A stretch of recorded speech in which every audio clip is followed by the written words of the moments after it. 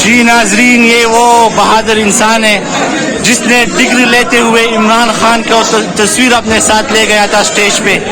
ये मोहब्बत देखिए, ये प्यार देखिए, ये आवाम का प्यार इस नौजवान के लिए देखिए। माशाल्लाह माशाल्लाह माशाल्लाह, ये प्यार देखिए, मोहब्बत देखिए। ये मनाजिर आप देख सकते हैं, ये बाहर के मनाजिर हैं, अंदर का हाल में पाँव रखना भी मुमकिन नहीं है।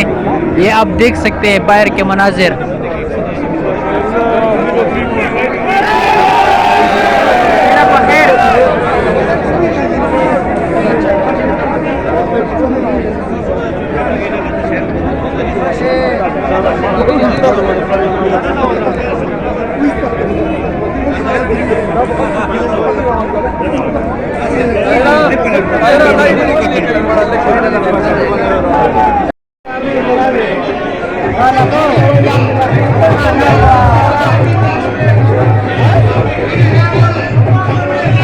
एक कन्वेंशन अंदर और दूसरा बाहर, दरअसल